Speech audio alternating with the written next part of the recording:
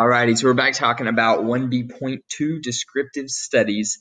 So remember, we've been talking about those big three types of studies. The first of those, as we're going to talk about, of course, is descriptive, but also don't forget there's experimental and correlational as well. But for descriptive studies, we're going to focus on the ability to describe mostly behavior, right? So with all psychology, we're trying to describe and understand behaviors and thought processes. Descriptive is going to focus on both of those, but mostly what we're trying to do is understand and describe those things. So best examples, case studies, naturalistic observations, surveys, longitudinal, cross-sectional. Okay, so we're going to go over each one of those, what its pros and cons are. So I recommend what you do is pause the video now, take a minute to fill out, kind of make a chart that looks something like this in your notes. That way you can kind of organize your thoughts a little bit instead of just all putting it in a long narrative form. So we're going to talk about benefits, drawbacks, and example for each one of these. So descriptive research, the first one we're going to talk about are case studies.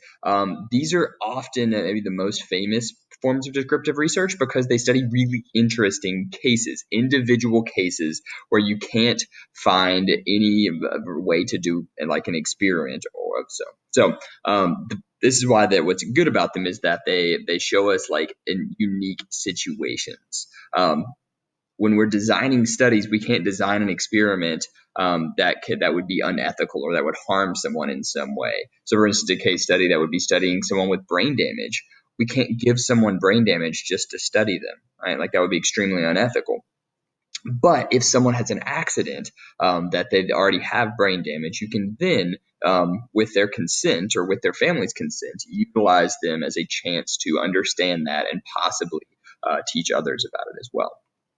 The bad is that it's one case. We're going to talk about this later, but the bad is that its problem often is that you can't like generalize. You can't take what you learned in this case and apply it to lots of other people because there's all kinds of variables that we couldn't control for, that we couldn't understand what was going on. So the bad of case studies is that it's atypical. It's not something you can generalize easily, and that you can't make a lot of conclusions. All you can say is this is one thing happening to one person.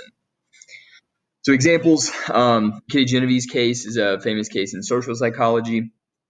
A woman that was raped and murdered over the course of like 6 hours and called out for help multiple times. Apparently multiple people from the like windows around her reached out and like heard her saying things. No one did anything over the course of the night. So this is used as a way to talk about like the bystander effect. Most famous example, though, probably Phineas Gage, who had brain damage in the late 1800s, early 1900s. A railroad accident sent a railroad tie, an explosion through his eye and through his brain, through the front part of his brain, and he lived. Right? Crazy that he lived. But he had completely different personality, had all of these things going on that really, really shocked people. And so psychologists wanted to understand like what was happening. Why was it that this guy was one person before and then afterwards was a totally different person? Like he divorced his wife, couldn't seem to like maintain a job afterwards, but really wasn't a totally different person, right? But his personality had really shifted. And so we learned a lot about the prefrontal cortex and then what that does for our brains, for our personalities. So examples all come back to like usually one case, one famous case that we couldn't have set up naturally without being unethical. Naturalistic observations are like case studies, but they're broader. Okay, they're watching and they're recording behavior of many, many people. Okay, we're not looking at one person, that's a case study, or even one or two. We're looking at like a group, a larger group. So the good is that they don't know they're being studied. Like people are going to act naturally. They're doing exactly what they would be doing. We're not pulling them in a lab to study them. And what it's meant to do is it's supposed to inspire further research, right? We develop an idea, and then later on, people will develop, experiments to try to prove this or try to learn something from it. The bad is that it can't explain, right? As I said, this has to inspire further research. That's because it can't explain behavior. It just has to list things that people do, right? And there's all kinds of things that can confound it. So for like, as an example, yeah, we can like observe aggression on the playground between children, taking a look at laughter. We can observe people both by themselves and with other people. And I think they found that it was like you laugh like 30 times more often when you're with a group than when you are by yourself, right? Think about when you're watching something funny by yourself, you probably don't laugh as much, but if you're watching it with a group, you laugh more. And that turned out to be true even if people weren't watching it together, right? Like if I'm scrolling through Twitter and see something hilarious when I'm by myself, I'm like, huh, funny. But even if I'm scrolling through Twitter and my wife's sitting on the couch, I'm way more likely to laugh because she's in the room, right? And that was a naturalistic observation that proved that, right? So people watching that. Yeah. And then surveys, maybe again one of the more common forms of descriptive research. This is just asking people questions, right? And the win is that there's no other way that we can describe things like happiness, our beliefs, what we're thinking. Those are things that are happening only in your head, right? So you can't do that with anything other than a survey. We can't read thoughts yet. The bad is that when people are taking a test or when they're even a survey, they're gonna oftentimes lie, right? They may not report exactly what they think.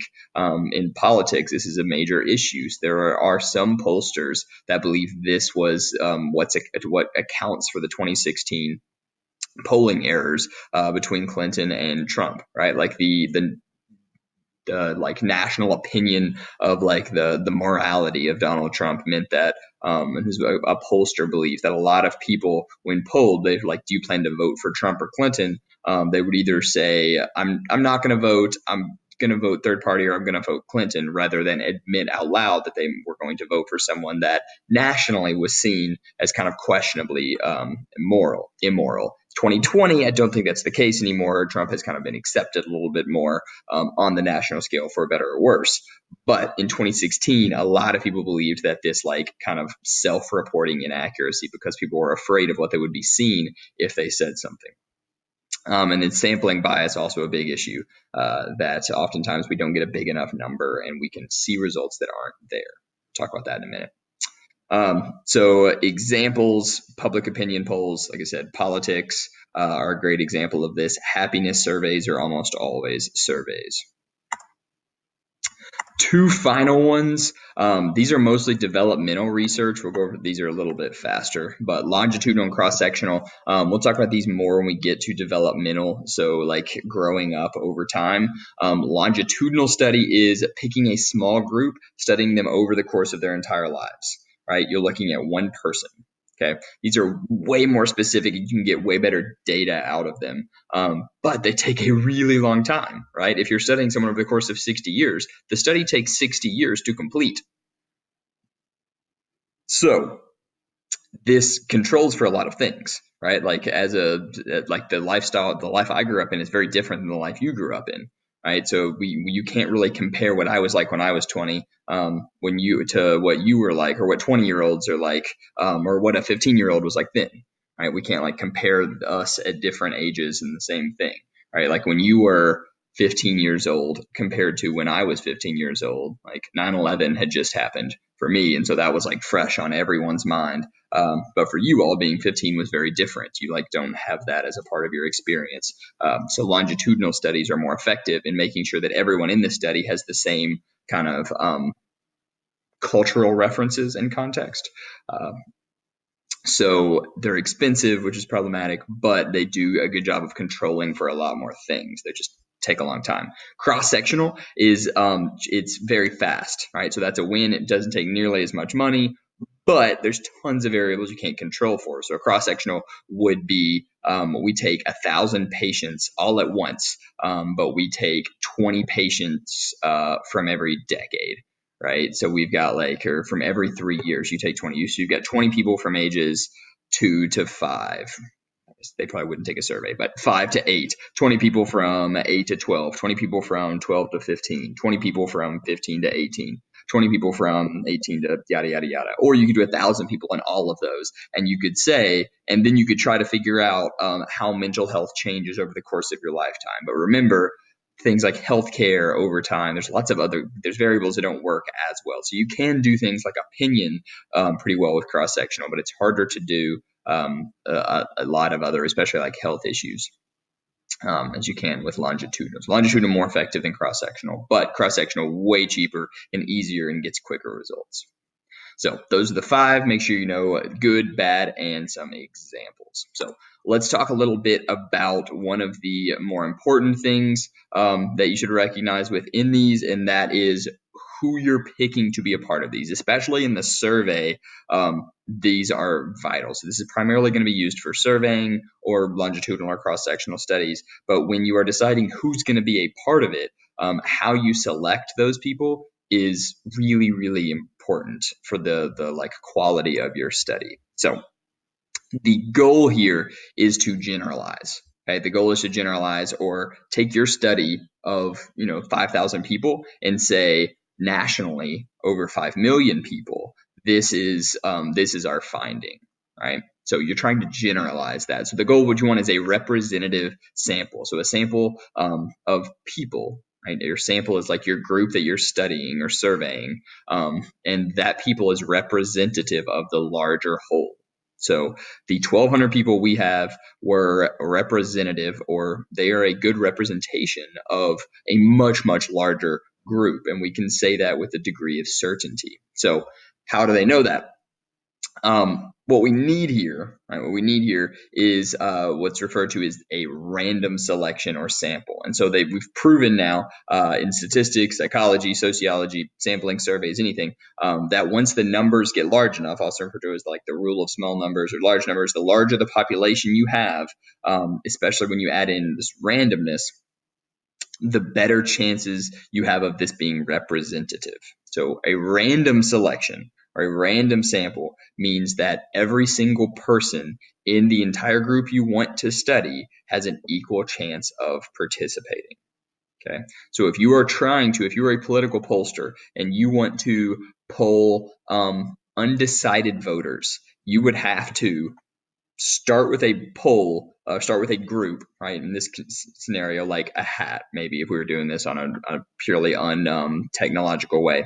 Start with a hat, and in that hat was a name of every single undecided voter, and pollsters have this data out there for like people in the census or people in who have voted in the past, and they would pull out randomly, right? They can't handpick, randomly select a number. And typically the number, oftentimes in like a national survey, they say that like once you get above, it's like 1,600 people, if it's done randomly, then that is able to be generalized with a pretty good degree of confidence that you could say that that's very representative of the entire population. So random selection, you have to randomly select what it is. Now, important to note, even if you random select and then send it out via email and then just wait for them to come back, if only half of them send it back, then that's no longer random, because that means that you have to take into account like the type of people that are sending it back, right? I'm somebody that will always send a survey back, right? Like there are definitely people out there that will never send a survey back. Right? Like I think a couple weeks ago, I got a survey from like a radio station. Then I was just like, I'm going to fill this in and send it back. They paid for postage. I filled it in, sent it back. They sent me back a $10 bill. Amazing. So I'm a big survey fan. I also think that data is important and people need to be able to study these things. A lot of people are like, I'm not filling out 10 questions. And so what you get is, if you only do it this way, you're going to get all of your data from people that are like me, somebody that's like, yeah, I'd love to fill out surveys. And then that confounds the variables, because those people may also be people more likely to vote or more likely to think a certain way or be more conscientious, or I don't know. So you have to make sure that you actually get the people that you randomly select. Okay, so typically that's something where it's like you'd have their phone numbers and you would call them until you get those people to respond. Or you randomly select like 2,600 and you start at the top and then you keep going until you get through the first 1,500 that answer, so you can get to a generalizable number. And as a whole, recognize that large samples are always better than small ones, although it must be representative, right? If you pull in a survey, a sample of the entire nation, if we wanted to figure out who we're going to vote for in the 2020 election, if we polled 30,000 Democrats about who they're going to vote for, that's not as good as a survey, as a polling of 300 randomly drawn people. right? Because if you poll people that already identify as Democrats, of course we know that's like it's not a representative sample to answer that question. But 300 randomly drawn is going to be a better choice. It's still not going to be great. It's not going to be generalizable, but large, while representative, is better than small, right? But it has to be representative, meaning that randomness is always what you should be going for here. And this is true for most. So we're going to talk about a difference between these when we get into experiments and how important sampling is. Especially, it's something that I think would often get confused. Sampling, and then later in experiments, we'll have what's called assignment. And we will go over this, but it can get confusing. But just know that sampling or selection, okay, S and S, those go together. Sampling and selection, the same thing, and it's the drawing out of a hat, right? Those are the selection, sampling. That is where you're starting. That's where you're deciding who's going to be in the survey or the experiment or the longitudinal study or experiment correlation, any of those. Okay, so selection is sampling is how you pick who's going to be in the study. So a major issue in this is that within sampling, oftentimes we can generalize too easily. Sampling bias is a huge problem for surveys because so often we get a small number. So again, this is more evidence of why we need those larger numbers. Otherwise, we create this sampling bias. Think about anyone. I know so many, like, again, to use COVID and coronavirus, people all know that like one person, or they'll tell you when you say this is what the data says, you would say, well, I don't know anyone that's gotten COVID. Right? It's like, well, that's because you don't have a representative sample, right? Your sampling bias is skewed because you only know people that are wearing masks or are basically staying healthy or aren't forced to, live with 13 other people or live in a dorm or something like that. So our sampling bias means that our sample is not representative, and we're making predictions off of that when we can't. So this is another one of those, like, why we need research, why we need random sampling, is because we perceive patterns way too easily. Great example of this. I remember reading this in a book on like thought processes. There was this guy who did a study and they showed that they just, on a survey, they told people, they're like, so we found that the highest per capita incidence of kidney cancer are in counties that are mostly rural, sparsely populated, and located in traditionally Republican states in the Midwest, South, and West. And they said, why? Why would that be? And everyone had an answer. Right, they were very quick to say, right, they were like, well, the highest incidence of kidney cancer is the highest, meaning that there's not very good health care in rural, sparse areas, right? And then in traditionally Republican states, some people, they were leaned more left. They would say, well, those have voted against expanding Medicare, Medicaid, like they're not going to have as good of health care, so that's why they have higher kidney cancer. But for another half of the survey, they flipped this and said the lowest per capita incidence, and they said, what do you think about this? And the people also had a reason, and they would say, well, those people are rural, they're living the farm lifestyle. They wouldn't be having nearly as much exposure to toxins and stuff, so they're probably much healthier. So our brains, again, create patterns that aren't there. This finding, what they ultimately showed was that it's both. Right? Both the highest and the lowest per capita incidence of kidney cancer are in counties that are mostly rural, sparsely populated, and located in traditionally Republican states because they're small. That's the only reason. It has nothing to do with their lifestyle. When there's only, it's the thing that people miss is that they're sparsely populated, meaning that there's, like, in a lot of these counties, and I know this from my back home in Kentucky, there are a lot of counties that have less than like 5,000 people. Right? Is that a representative sample of the world in some way? So small numbers can be problematic. We need those larger samples, otherwise we commit sampling bias. And the big idea, again, is to generalize our findings to a larger population. This is the goal. This is what we really want to do. Right? We want to generalize it to the entire population. And finally, last thing I need to go over is that you need to recognize when we're doing these descriptive studies, when we're asking questions, especially in surveys, that wording is vitally important. And that can also show our sampling bias. We can skew people to answer what we want if we skew questions in a certain way. There are political operatives who do nothing but do this intentionally. right? They can set up a poll that will push people to answer a certain way, and that way they can go on, some Slate or Fox News and go on there and say, like, clearly everyone loves President Trump, or clearly everyone hates President Trump. So like they can use these kind of tools as a way to like make people answer one way or the other with wording. So as an example, if you just ask people, what are your thoughts on gun control? Right, that's a politically charged question. But if you ask them, what are your thoughts on new gun legislation or new gun laws? Right, this first one, politically charged, you're going to immediately set people off into their camps. This second one, it's kind of vague, right? New gun laws says, I think most people, left or right, are going to say, yeah, we could probably use a few more like forms of gun legislation, making sure that we can safely carry. Or people thinking, well, we can take away forms of guns, right? Like it would be anyone is going to agree, like that sounds not that bad. So the way we word stuff is really important. This one's another classic. We see this all the time. Like comedians love doing this, going out on the street and asking people things to show them that they don't know what they're talking about, or that people are very easily skewed by questions. Ask people like, what are your thoughts about Obamacare? And people's politics immediately showed through. Democrats all said one thing, Republicans all said another. But if you said, what are your thoughts on the Affordable Care Act?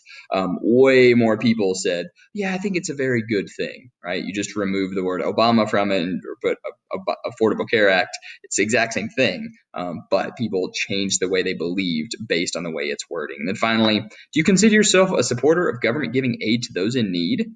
Almost everybody's like, yeah. But if you just say, would you consider yourself a fan of welfare? Much more politically charged. So wording and sampling in descriptive studies surveys is important. All right, so we're going to wrap it up there. Probably went longer than expected. So descriptive studies, big ideas, know those, especially case studies. Naturalistic observation and surveys are the three you should really know. Longitudinal and cross-sectional, we'll talk about a little bit more later on in the year, but they're still types of descriptive studies. That as a whole, the issues of it, why we need sampling, why that's so important, small numbers versus large numbers, representation, sampling bias, and how we want to ultimately generalize our findings to the larger population. So with that, I will bid you adieu.